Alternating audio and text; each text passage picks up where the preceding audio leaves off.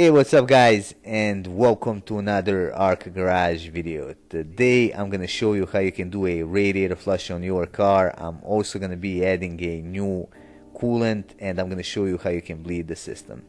Now the main reason why I'm doing this is because that I noticed that the coolant is a little bit dirty. Also, I am noticing that the heating is a bit weaker than it was before. For that reason, we're gonna use this product right here to flush out the cooling system, and that should resolve all of those issues. Just to give you the heads up, you want to make sure that you read the directions as well as warnings thoroughly. This is quite dangerous stuff, so you want to make sure to have the gloves as well as the protective glasses. So the first thing that I'm gonna do, I'm basically just gonna pour this in, and I'm gonna let the car idle for 10 to 30 minutes with the heat on. Also, when you are doing anything with the cooling system, you want to make sure that the car is cold. Otherwise, if you open up this bottle and the system is under pressure, the whole thing could spill out and it could potentially burn you.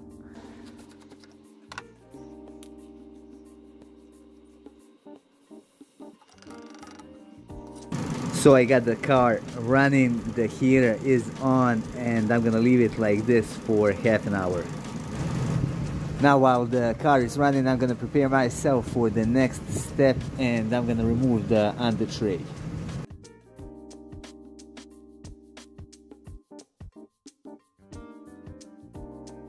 I've let the car cool down for a bit, and I'm gonna undo the cap, and we are gonna remove the coolant. As I said before, let the car cool down for a bit and slowly undo the cap and release the pressure if there is any. Alright, now here on the left side of the radiator, there's a plug which I'm going to use to remove the coolant.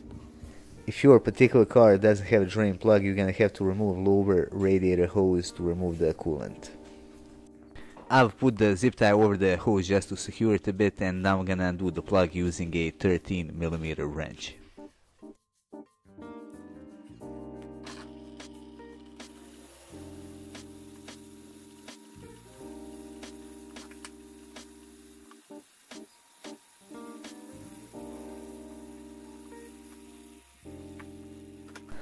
It's always good practice to measure how much coolant you got out. Now this is a 6-liter container, and you can see it's maybe like 80% full. I gotta take into account that I spilled some as well. The capacity of Giulietta's cooling system on 1.4 engines is 6 liters. Alright, let's see what we got. You can see that this coolant is quite nasty. There's quite a bit of dirt in it.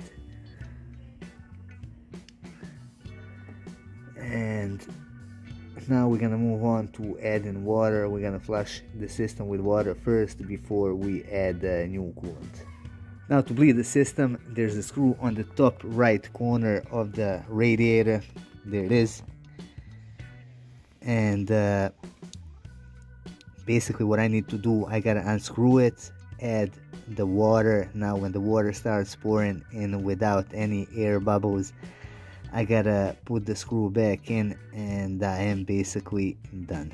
If you are doing this on a different car, keep in mind that the bleeder could be in the different spot. For example, on thermostat housing. Also, some cars don't have bleeder whatsoever. They have so-called self-bleeding system. Regardless, if you have trouble with bleeding the system, always squeeze the radiator hoses to get the air out.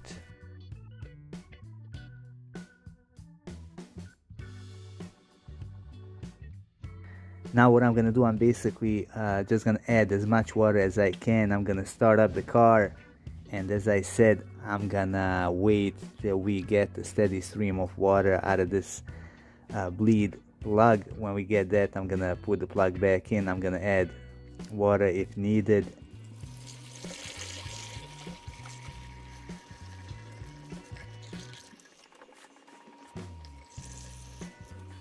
We got steady stream of water coming from top of the radiator. Now it's time to put the plug back in. So I'm gonna screw it in by hand, and I'm gonna use my screwdriver a little bit, but I'm not gonna screw it in all the way. I'm gonna leave it like this so the remainder of the air can get out. Now I'm gonna screw it in all the way, and that's basically how you bleed the system on Giulietta.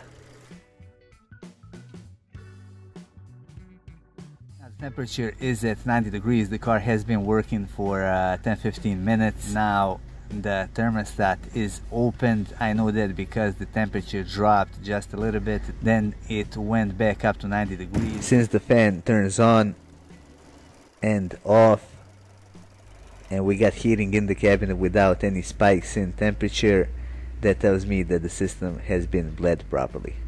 So now I'm basically just gonna let the water out. I'm gonna see how clean is it. If it's not clean enough, I'm gonna repeat the process with water a couple more times till the clean water comes out of the radiator.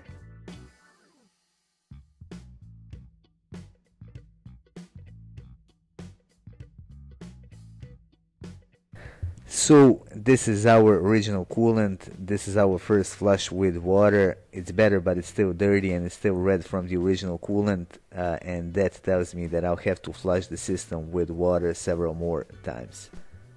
I didn't want to show you the same process all over again. It's basically just a repeated process, but I'm going to show you the results. So this is basically our second flush with water. This is our third flush with water, and this is our final flush, and you can see that we basically got the clean water out. Alright, now it's time to make our coolant mixture. This is the coolant that I'm going to use. You can see it's 100%. I'm basically gonna pour 3 liters in this 6-liter canister, and I'm gonna dilute it with water.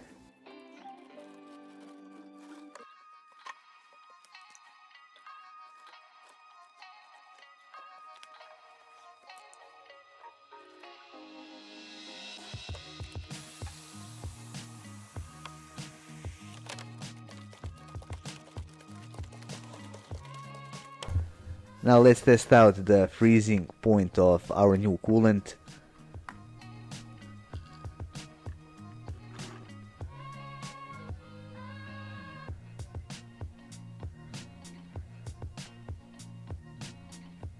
And you can see it's good for negative 38 degrees. As with water, I'm gonna add coolant, I'm gonna bleed the system, and we're gonna go over our checklist again.